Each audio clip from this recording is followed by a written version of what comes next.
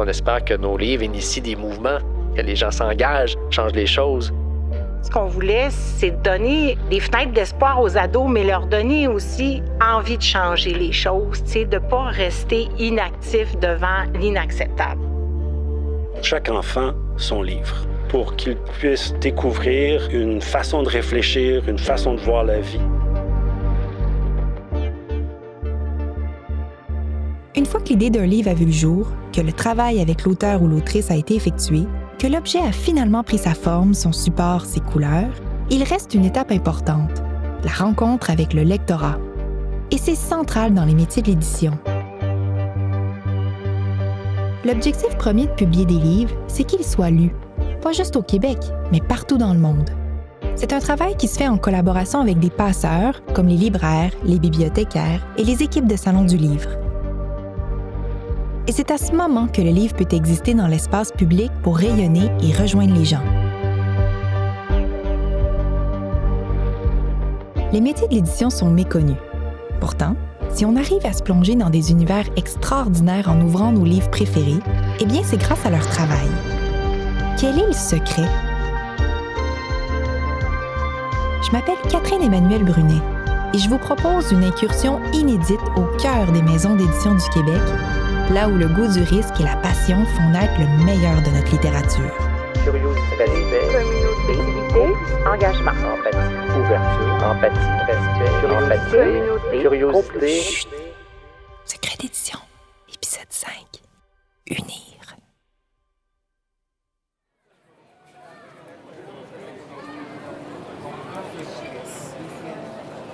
Les libraires et les bibliothécaires sont essentiels dans ce qui s'appelle la diffusion, la distribution du savoir, de la compétence éditoriale. Sans eux, on serait nulle part. Je peux vous dire que dans certains pays, c'est une chose justement qui manque. Mes amis éditeurs du Moyen-Orient et des pays du Maghreb, ce ne sont que dans les foires qu'on peut vraiment vendre nos livres parce qu'il n'y a pas de structure de librairie à proprement dit, sauf peut-être dans les grandes villes. Simon de Jocasse cumule plus de 30 ans d'expérience en éducation et édition. Depuis 2013, il est le propriétaire des éditions Les 400 coups, qui se consacre à la littérature jeunesse avec un catalogue foisonnant de plus de 500 titres qui font rêver et réfléchir chaque enfant. Avant d'acheter Les 400 coups, moi, j'avais entamé ma vie dans le monde de l'édition en 97 chez Beauchemin, du côté scolaire, donc primaire-secondaire. Au niveau du scolaire, l'éditeur est directement en lien avec l'acheteur. Cette relation est essentielle. Je ne peux pas espérer que l'école va acheter mes livres si je ne vais pas les voir. Quand j'ai racheté Les 400 coups en 2013, j'ai dit je ne peux pas vraiment aller voir les écoles parce que les écoles sont tenues d'acheter les livres via les librairies. J'ai dit donc, ce n'est pas l'école que je vais aller voir, c'est les libraires. J'ai fait une petite tournée comme ça en 2013. Je pense que c'était l'automne 2013 et j'ai répété par la même occasion, en 2014, au printemps 2014, j'ai fait une tournée de 4500 km en France. Donc, c'est ça, j'ai pris une petite voiture, roulé 4500 km, 10 jours, 33 librairies, je pense, que j'ai rencontrées. Je vous avoue que c'était pas facile au départ. Je veux dire, je suis arrivé dans le 17e arrondissement à Paris. Je suis tout jeune, je connais pas vraiment. J'ai même pas un an et demi derrière la cravate en tant qu'éditeur. Je veux dire, l'édition scolaire, c'est un autre monde. Et je rentre dans une librairie et la première chose que la libraire me dit, bonjour, je m'étais présenté, je vous avais dit que je viendrais. Elle dit, ah oui, les livres québécois. Bien, vous savez, on n'achète pas vraiment beaucoup d'auteurs québécois. Tout de suite, j'ai dit, bien, vous savez que j'ai quand même Barroux, Thierry Lenain, Bérengère de la Porte, Jean Leroy. Donc là, c'est un petit peu fermé le clapet. Mais ultimement, je voyais tout de suite un genre de chauvinisme. Bref, je suis sorti là un peu dépité. Je voyais une autre librairie que je n'avais pas sur mon... Puis je voyais des livres jeunesse. Je dis, je vais rentrer. Je vais aller leur dire bonjour. Et tout de suite, on me dit, ah, vous savez, on ne prend pas vraiment beaucoup de livres souples. C'est des livres québécois, c'est souvent du souple. Je dis, vous savez, ça fait déjà 7 ans que les 400 coups ont plus de livres souples. Alors, je me suis dit, si je fais 10 jours et que ce sera comme ça dans les 33 librairies que j'ai choisies, ça va être long et pénible. Mais rassurez-vous, c'était parfait. Tout de suite après le 17e arrondissement, à Lille, j'ai eu des très belles rencontres avec des créateurs et les libraires. Puis j'ai continué Nantes, Rennes, je suis descendu. Vraiment, ça a été une très, très, très chouette expérience. Et d'ailleurs, je l'ai refait 2-3 fois en Suisse, par la suite, sur Paris même, plus tard. Et je compte le refaire là, en 2025. Pour notre 30e anniversaire, on va recommencer là, les petites tournées pour aller dire bonjour à des gens. Moi, je viens du monde de la diffusion. J'ai été représentante pendant 30 ans. Une représentante, en fait, c'est mandatée par un ensemble d'éditeurs pour aller en librairie et présenter aux libraires les titres qui vont paraître. Pauline Gagnon a elle aussi plus de 30 ans d'expérience dans le milieu littéraire. Elle a décidé de se lancer comme éditrice en 2021 chez Éco-Société. Mais avant ça, elle était représentante commerciale pour Dimédia. Dimédia, c'est un diffuseur et distributeur de livres de langue française au Canada, un important joueur de l'écosystème littéraire au Québec. Ce sont les diffuseurs et distributeurs de livres qui font le pont entre les maisons d'édition et les libraires, les magasins à grande surface et les sites web de vente en ligne. Au Québec, on retrouve Dimédia, mais aussi d'autres joueurs comme Hachette, Distribution HMH, Prologue, Socadis et la boîte de diffusion. Qu'est-ce qui est intéressant avec notre rencontre aujourd'hui, c'est qu'avec Pauline, c'est rare qu'on rencontre les éditeurs, les éditrices, nous, en tant que libraires. Même avant d'être enseignante au primaire, Laurence Letourneau-Pilon était passionnée de littérature jeunesse. Au printemps 2020, elle décide de faire le saut et ouvre une première librairie spécialisée en littérature jeunesse à Sainte-Adèle, appelée Le Sentier, qu'elle co-dirige avec Mélanie Giroux. Laurence connaît bien le travail de Pauline. Moi, je me considère comme une passeuse culturelle. Donc, tu sais, c'est vraiment le point d'ancrage avec le lecteur, la lectrice. Puis surtout, à la librairie, quand les familles viennent, on est directement avec l'enfant. Donc, on va parler directement à l'enfant pour lui proposer puis trouver sa lecture parfaite à son pied. C'est vraiment notre objectif, c'est de créer des lecteurs-lectrices, puis de trouver le plaisir de lire face à tous ces livres-là. Puis des fois, on est un peu impressionné quand on rentre dans une librairie en tant qu'enfant, quand on n'est pas un lecteur ou une lectrice, puis de trouver justement un moyen pour faire ce petit lien-là, puis que ça soit facile d'accès, puis que la porte soit toujours ouverte par la suite.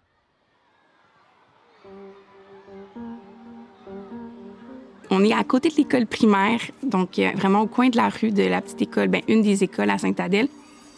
Puis à 3h30, il y a toujours plein d'enfants qui passent. Là. C'est le petit moment dans la journée où c'est un peu la folie de « Ah, peux-tu me laisser ce livre-là de côté? Maman va venir le prendre tantôt. Ah, est-ce que tu as reçu la nouvelle bande dessinée, le nouveau manga, le nouveau roman de tel? » Donc, c'est vraiment un petit moment super cocasse, super mignon. Puis on a vraiment comme un très beau lien. On connaît les anniversaires de certains enfants. On sait exactement dans quelle classe elles sont.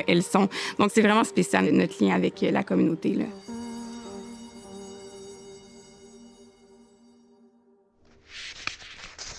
Radar, c'est né avant de naître, là, dans le sens où, avec Éco-Société, on avait déjà parlé de jeunesse. Puis, à l'époque, là, il y a longtemps, je leur avais dit, pourquoi pas faire quelque chose pour les ados? Il n'y a rien pour les ados. Puis, tu sais, si tu veux former des lecteurs, des lectrices d'essais adultes, il y a un néant, là. Radar, quel beau nom de collection. Et ça fait bien référence aux radars de bateaux qui sont là pour détecter les obstacles et embûches. La collection propose justement des essais destinés aux ados pour les aider à explorer des sujets sociaux et environnementaux avec intelligence en débusquant les idées reçues. Quand ma représentante chez Dimédia me présentait les 2 premiers titres qui étaient « S'engager en amitié » et « Gafam, le monstre à 5 têtes », j'ai eu un petit moment d'excitation. Oui, pour les adolescents, mais aussi pour les jeunes adultes. Peut-être les jeunes aussi qu'on oublie qui vont pas nécessairement à l'université. Les jeunes qui veulent aussi s'enrichir d'essais, d'informations, sans non plus aller faire des cours universitaires trop lourds. Ça peut être rébarbatif, quelqu'un qui a jamais lu d'essais puis qui se ramasse avec une grosse brique, même si le sujet le passionne. Il y a une marche qui est assez haute. Quand j'ai annoncé ma retraite comme représentante, ils m'ont dit, viens donc la faire, la collection.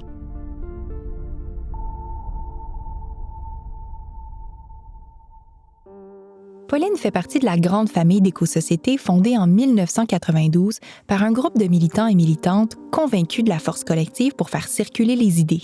Parmi la dizaine de personnes qui y travaillent avec Pauline, on retrouve David Murray.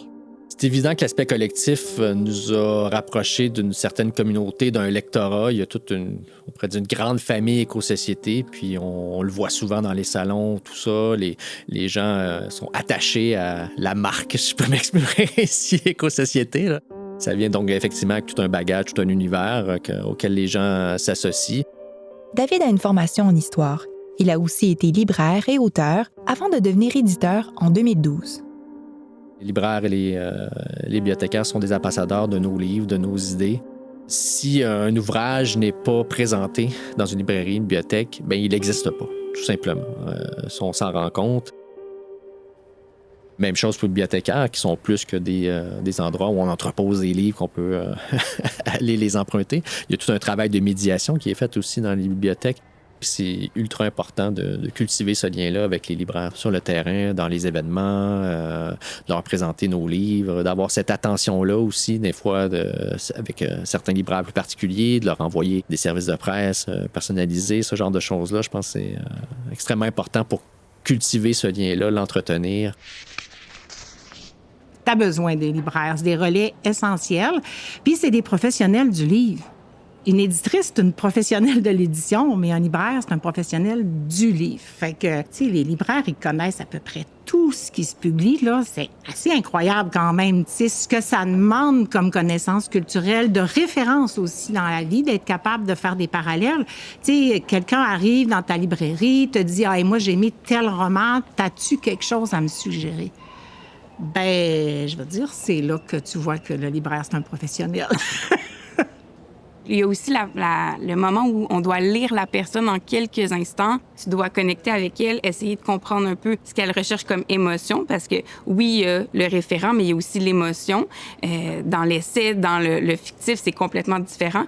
Puis ça se passe en 30 secondes, tout ça, là. Donc, il faut être vraiment réactive face à tout ça. Il y a différentes façons d'unir les métiers de l'édition au public via les livres. Une de celles-ci nous vient justement de l'Association des libraires du Québec qui, à chaque année, remettent plusieurs reconnaissances lors de la remise des prix des libraires. Et l'impact de ces prix prestigieux est majeur auprès du lectorat.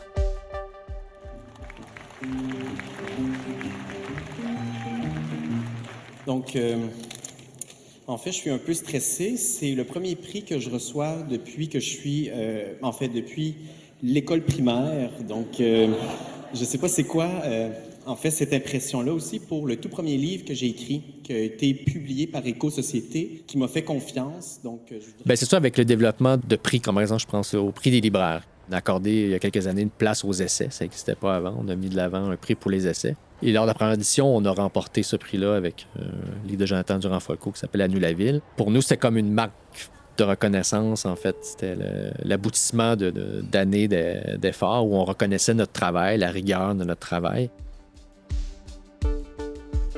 Les prix ont, oui, un impact de rayonnement, je dirais. C'est pas un impact nécessairement mercantile ou, en fait, qui se traduit en vente nécessairement. Mais oui, en termes de reconnaissance du travail, surtout des prix qui sont basés sur l'appréciation des pairs.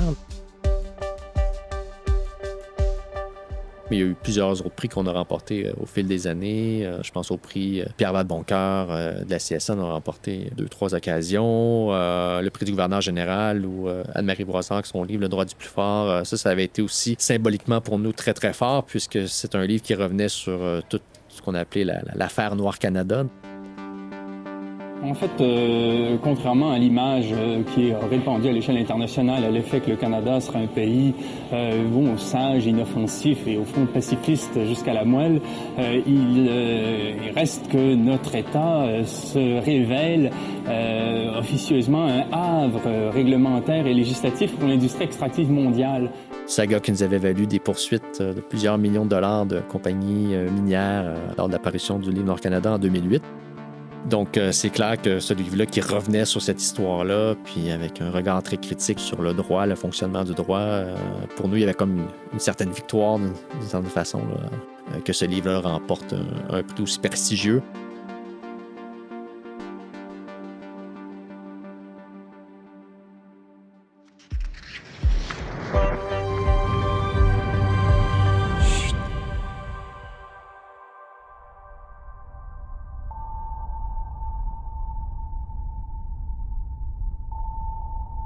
Des essayistes pour ados, il n'y en a pas puisqu'il n'y a pas de collection. Il y en a peut-être, mais il n'y avait pas de place où écrire. Alors, on est allé chercher des spécialistes sur des sujets. Des spécialistes qui connaissaient à la fois le sujet et le monde de l'adolescence. Depuis ses débuts, la collection Radar a réussi à se tailler une place dans nos librairies d'ici. Pour Laurence, c'est un incontournable de ses tablettes.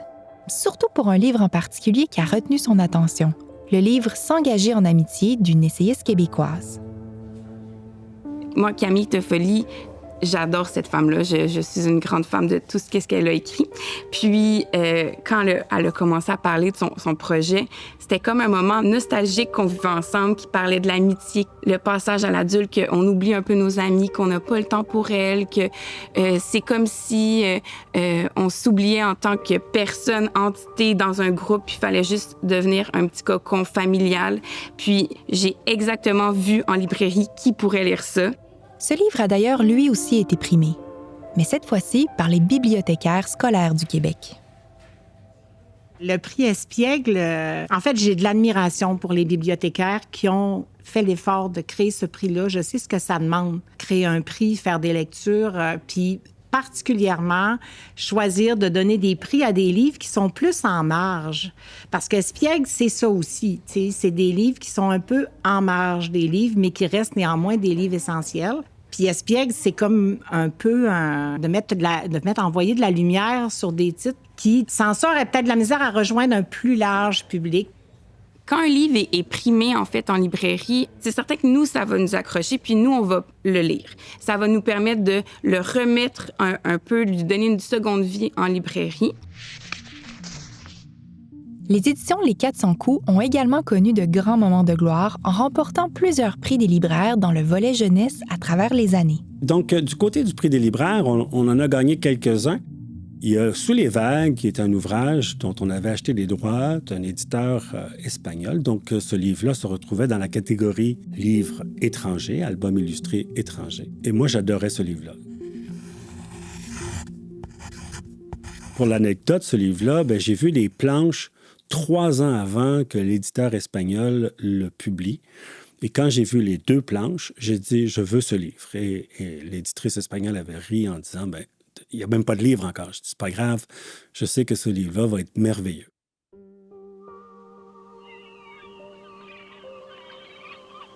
Et comme de fait, ce livre-là, qui doit se lire, il n'y a presque pas de mots. Je pense qu'il y a 35 mots dans ce livre-là. Mais il se lit avec douceur. On ne peut pas se dépêcher quand on lit ce livre-là parce que chaque image révèle toutes sortes de subtilités. Le livre dont parle Simon, c'est un album jeunesse appelé « Sous les vagues », coécrit par Mérixel Marty et Xavier Salomo. C'est l'histoire d'un jeune garçon, Marc, qui entame tout un voyage dans les profondeurs de l'océan, là où se mêlent les rêves à la réalité. C'est un album d'une grande douceur, avec très peu de texte, laissant place à toute la poésie du visuel. Quand j'arrive dans un salon et que je présente ce livre-là à quelqu'un, c'est quasiment impossible qu'il ne l'achète pas, tellement ils sont subjugués par la beauté du message que ce livre dévoile. Et clairement, les libraires en ont pensé la même chose puisqu'il a été choisi par les libraires ici au Québec. Puis tous les livres qui sont choisis par les libraires à travers le concours, c'est toujours une garantie de vente prolongée. Tu sais, après 2 ans, 3 ans, un livre commence à péricliter, mais quand tu as été choisi par les libraires, ils ont en affection ces livres-là en particulier, et ces livres-là, ça peut durer des années et des années. Alors pour moi, les concours, c'est vraiment une belle façon, une belle vitrine pour nos créateurs, nos créatrices d'ici. Lorsque vient le temps d'unir le public au livre, les éditeurs et éditrices travaillent fort pour élargir le plus possible l'accessibilité. Et ce travail se fait bien au-delà de nos frontières.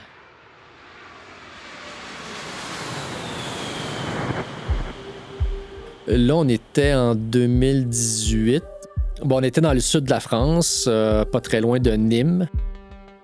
On était chez des amis, donc on était dans une après-midi, on se baladait en voiture, tout ça. Puis on a arrêté pour acheter la nourriture, pour rentrer faire le souper. Donc on est entré dans ce qu'on appelle les Biocop en France. J'ai pas vraiment d'équivalent au Québec, là, on pourrait dire, mettons, un Rachel Berry, mais qui fonctionnerait sur une base coopérative, plus grassroots, je peux m'exprimer ainsi. Donc, ce sont des lieux où on vend beaucoup de nourriture, du biologique, mais aussi certaines choses en lien avec ces thématiques-là, dont des livres. Je commence à regarder comme ça. Et là, je vois effectivement un vieux livre d'éco-société qui s'appelle « La consommation responsable », qui était un ouvrage collectif là, d'un groupe de recherche. Un livre dont j'ignorais même qu'il avait été commercialisé en Europe. Et de voir le livre là, il y avait comme la matérialisation de tout ce travail-là au fil des ans, d'essayer de tisser des liens puis de faire voyager nos livres. Donc, il y avait quelque chose de très beau en même temps, de surréel de voir ce livre-là.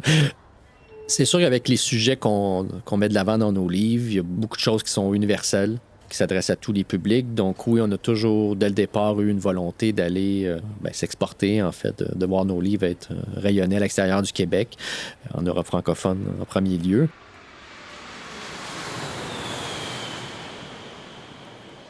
Octobre 2014, je suis à Francfort.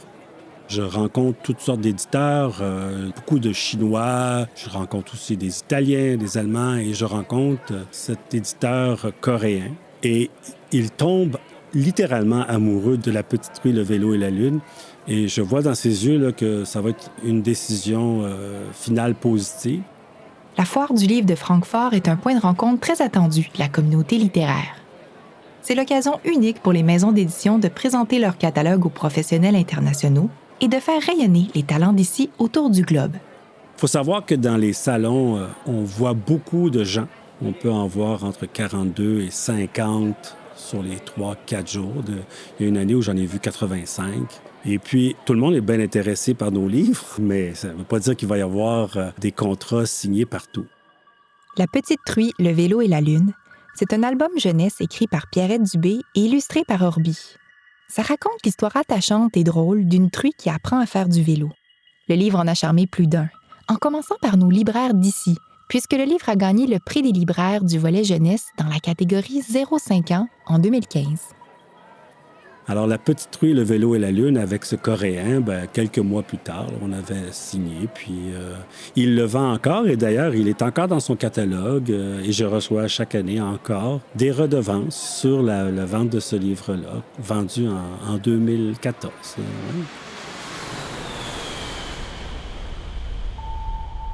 La collection Radar, étonnamment, elle traverse vraiment bien l'océan, mieux que nos attentes et espérances.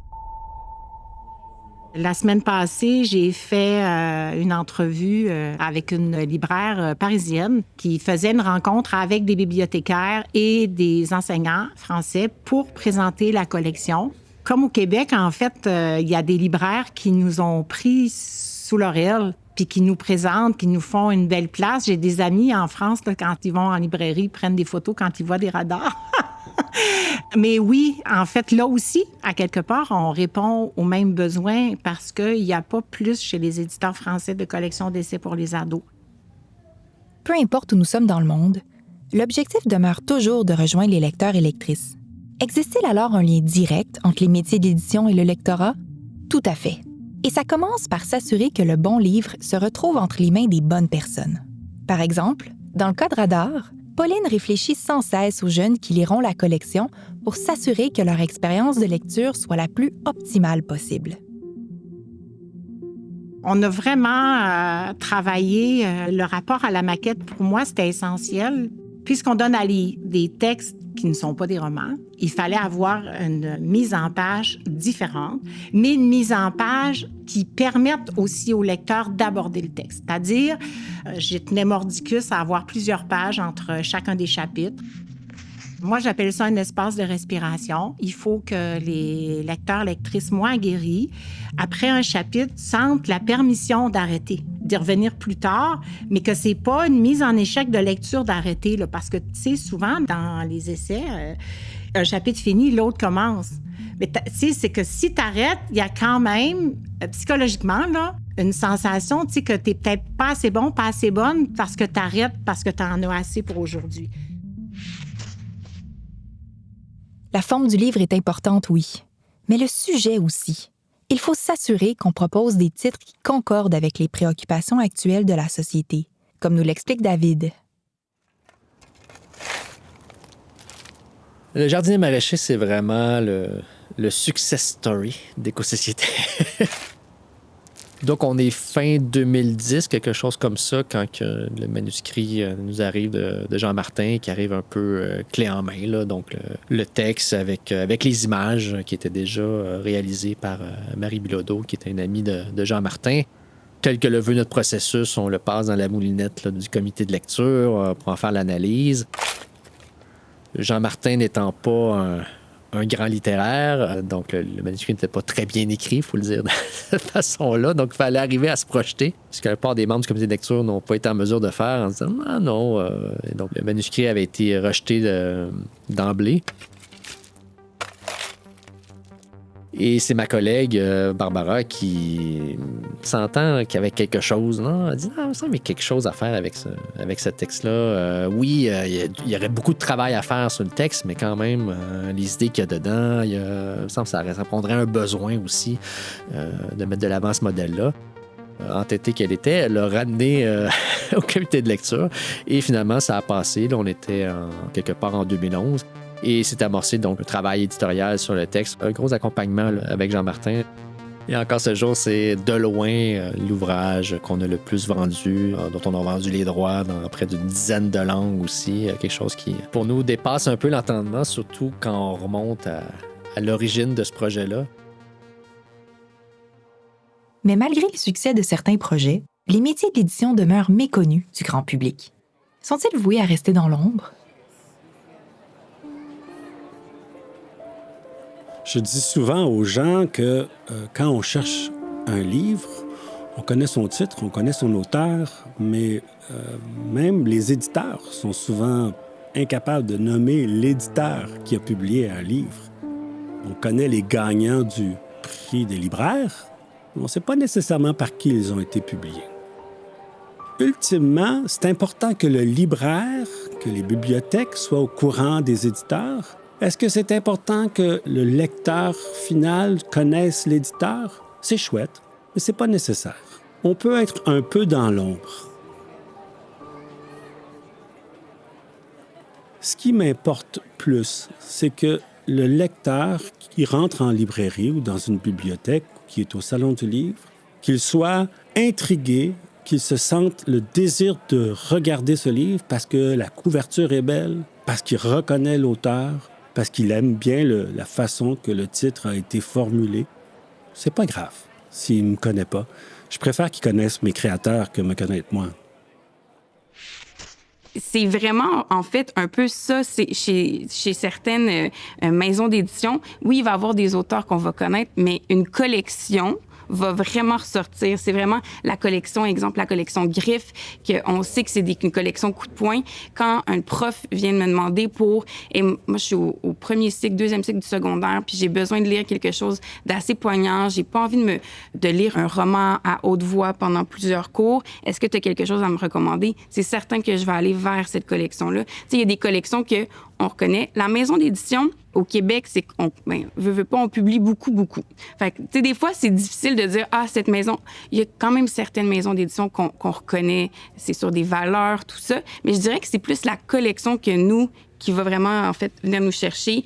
Collection chez Québec Amérique, tu sais, il y en a quelques-unes qu'on aime beaucoup chez Fonfon. Les collections sont un excellent moyen pour rejoindre les lecteurs et lectrices. Et c'est de ce côté que David et Éco-Société ont décidé de miser pour rejoindre de nouveaux publics.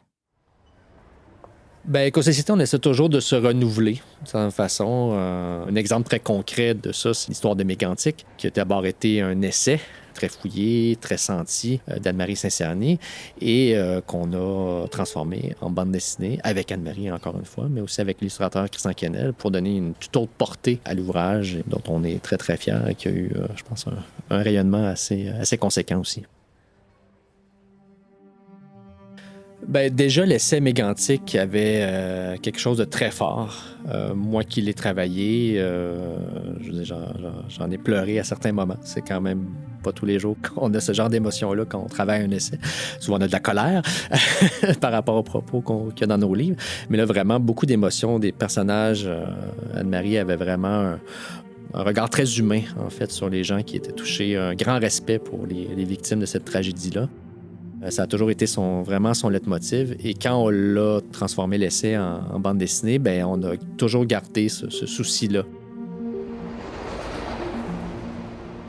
Une de ces personnes-là de Mégantic, c'est Jean Clusio, qui lui a perdu une de ses filles dans la tragédie, donc il était mention dans l'essai, mais ça a été aussi un moment fort de la bande dessinée. Donc il nous avait donné accès à des archives privées qu'il avait de lui, notamment la scène qu'on voit dans la bande dessinée, là, on la voit danser en chantant du Elvis, là. Et un moment très touchant par rapport à ça, c'est justement qu'on a fait le lancement à Mégantic même, de la bande dessinée. Jean Clusio, c'est la première fois qu'il voyait la bande dessinée, les images, tout ça. Puis là, il feuilletait le truc. Quand il voyait la double planche autour de sa fille, il dit « Vous avez redonné vie à ma fille. Je la vois revivre. » Là. Il y avait quelque chose de tellement magnifique dans ce moment-là, une émotion très forte. Puis d'arriver à transmettre cette émotion-là dans nos livres, je pense que là, on se dit qu'on a réussi, on a touché quelque chose. Quel moment fort! C'est aussi pour ça que les métiers de l'édition sont intéressants. Pour ces expériences humaines riches et touchantes. Un des endroits où il est possible de prendre conscience de l'impact de ces livres auprès du public, c'est lors des salons du livre.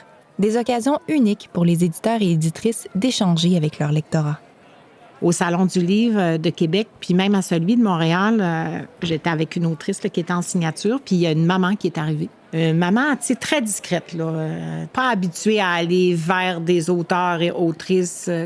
Je pense que c'était Alexia Renard, l'autrice de La cause animale, qui était en signature, puis elle lui a dit « Est-ce que la maison d'édition est là? » Fait que je me suis présentée, bon. Et puis elle m'a dit, elle a un ado, il y avait 15 ans à l'époque, là, avec qui elle avait vraiment des difficultés pour entrer en communication. Tu sais, il rentrait de l'école, il s'enfermait dans sa chambre, il sortait manger, il retournait dans sa chambre ou avec ses amis. Puis elle est allée en librairie, puis elle a acheté un titre de la collection, puis elle l'a lu, puis elle me dit, je pensais jamais qu'un livre pourrait me donner l'occasion de retrouver le chemin pour parler avec mon gars.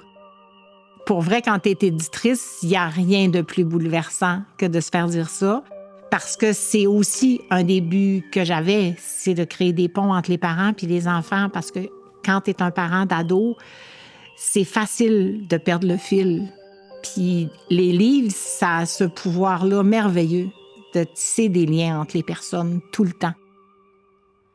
Mais certaines rencontres peuvent être plus inconfortables. Donc, on est au Salon de la Côte-Nord en printemps 2014-2015, une des 2 années. Nous, on était là pour promouvoir le livre de Denis Béchard, Des bonobos et des hommes. Il faut savoir, il y avait Denise Bombardier qui était aussi invitée au salon. Elle faisait la promotion de son ouvrage « Le dictionnaire amoureux du Québec ». Et à l'époque, Denise Bombardier avait une chronique dans le Journal de Montréal et avait publié une chronique à propos, en fait, de l'histoire d'une fille autochtone en Ontario qui était atteinte de leucémie et qui, avec ses parents, finalement, avait refusé les traitements de chimiothérapie, avait décidé de se tourner vers un traitement alternatif. Et la jeune fille en est décédée. Et Denise Bombardier était partie de cette chronique-là pour, en fait, faire une chronique un peu assez assassine sur les cultures autochtones en les traitant de cultures mortifères qui tournaient le dos à la modernité, etc.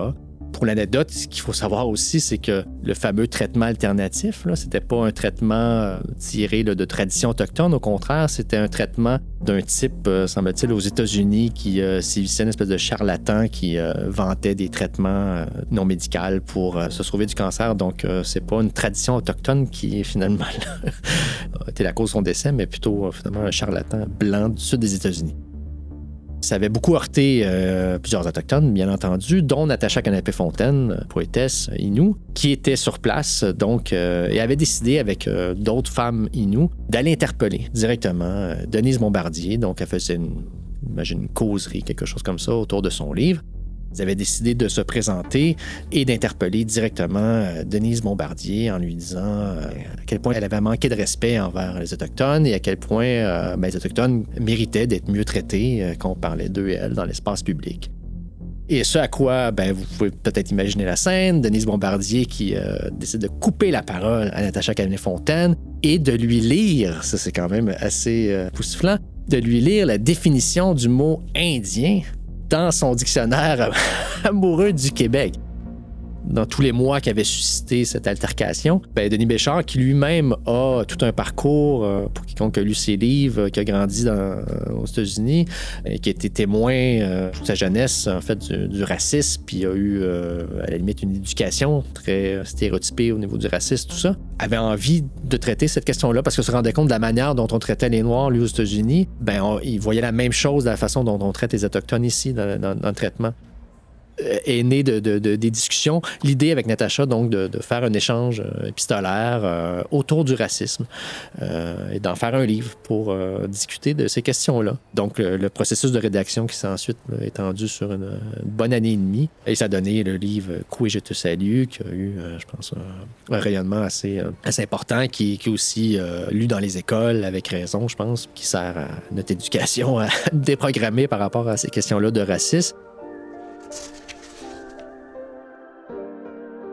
L'éditeur, c'est justement ce partenaire intime avec le créateur ou la créatrice qui, ensemble, transforme le manuscrit des illustrations pour en faire un livre, pour qu'une fois imprimé, tout le monde ait le goût d'avoir ce livre-là sur sa tablette, que le grand-père ait le goût d'acheter ce livre-là pour sa petite-fille, que l'enseignante ait le goût de partager cet ouvrage-là avec l'école. Unir les livres au public, ça peut se faire de plusieurs façons. On sait maintenant l'impact majeur que peuvent avoir les bibliothécaires, les libraires, les prix littéraires et les salons du livre. Mais comme nous l'a si bien expliqué Simon de 400 coups, David et Pauline d'Éco-Société et Laurence de la librairie Le Sentier, il faut d'abord que les éditeurs et éditrices réfléchissent à leurs livres, en s'assurant d'être en concordance avec le public visé. Il faut aussi travailler fort pour proposer des sujets porteurs et d'actualité. Tout ça pour unir le plus de gens possible à la lecture, et ce, partout dans le monde. Vouloir rejoindre un vaste public, ça implique beaucoup de réflexions sur les façons de faire du métier. Et celles-ci sont loin d'être uniformes. Le milieu de l'édition est plutôt un univers en constant changement, rempli de projets novateurs. C'est ce que nous allons découvrir dans le prochain épisode « Innover ». Secret d'édition est un balado produit par l'Association nationale des éditeurs de livres, réalisé par Francis Thibault et animé par Catherine-Emmanuelle Brunet. Ce projet est réalisé grâce au soutien financier du gouvernement du Québec et de la Caisse de la culture des Jardins.